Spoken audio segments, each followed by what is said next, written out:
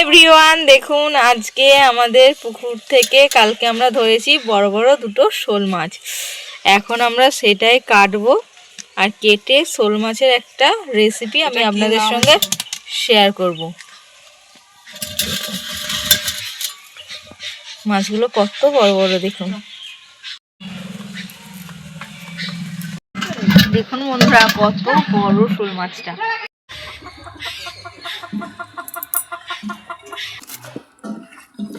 এখন আমাদের মাছ বাছা চলছে। শোল মাছটাকে আমরা কেটে বেছে ভালো করে ধুয়ে পরিষ্কার করে নেব। এখন আমাদের মাছ কাটা চলছে, শোল মাছ কাটা হচ্ছে। দেখুন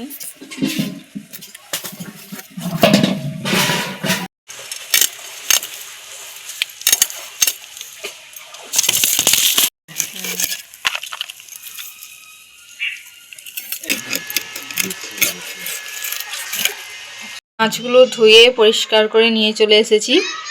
এবার দিয়ে দেব ওপর থেকে লবণ দিয়ে দিলাম, দিয়ে দেব হলুদ। লবণ আর হলুদ মাখিয়ে নেব। বসিয়ে দিয়েছি, কড়া গরম হয়ে গেলে দিয়ে দেব তেল। আমি এখানে সাদা তেল ব্যবহার করেছি, আপনারা চাইলে সরিষার তেলও ব্যবহার করতে পারেন। তেল গরম হয়ে গেছে, দিয়ে দেব মাছের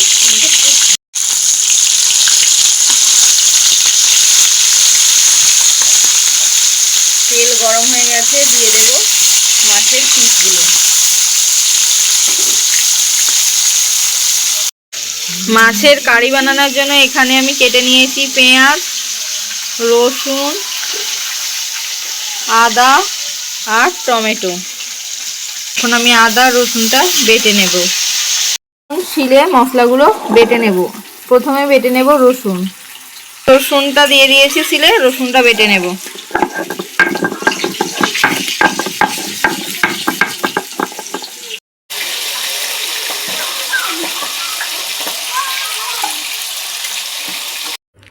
রসুন বাটা হয়ে গেছে, এবার বেটে নেব আদাগুলো শিলের মধ্যে দিয়ে দিলাম। আদাও বাটা হয়ে গেছে, আদাও বেটে নিয়েছি। বেটে নেব গরম মশলা, গোটা গরম মশলা বেটে নেব।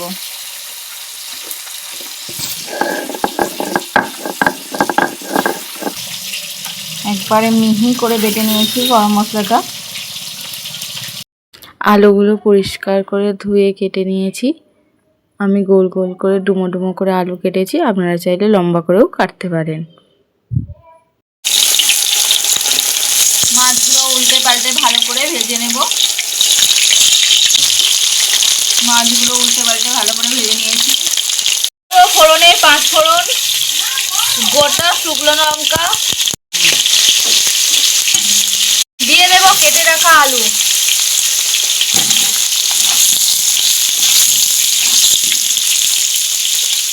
দিয়ে দেব, লবণ,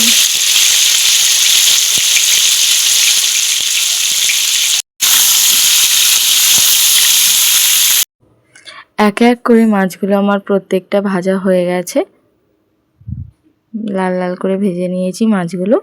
দিয়ে দেব হলুদ গুঁড়ো,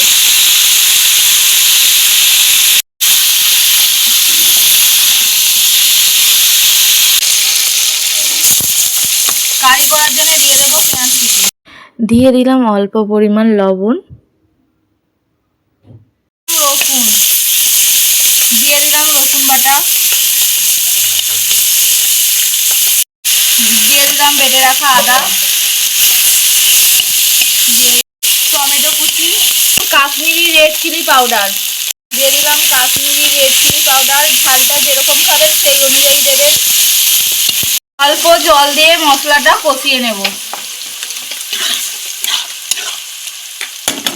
রাখা আলু দিয়ে মশলাটার সঙ্গে আলুটা ভালো করে কষিয়ে নেব। মশলার সাথে আলু ভালো করে কষিয়ে নেব।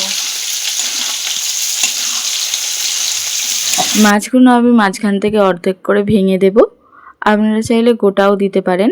মাছগুলো ভেঙে দিলে খেতে কিন্তু দারুণ লাগে। তো ভেজে রাখা মাছগুলো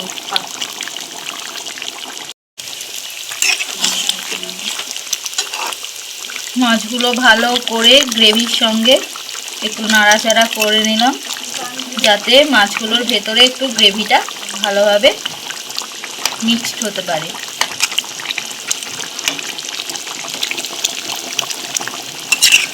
শোল মাছের রসা নামানোর আগে বেটে রাখা গরম মশলাটা দিয়ে দেব।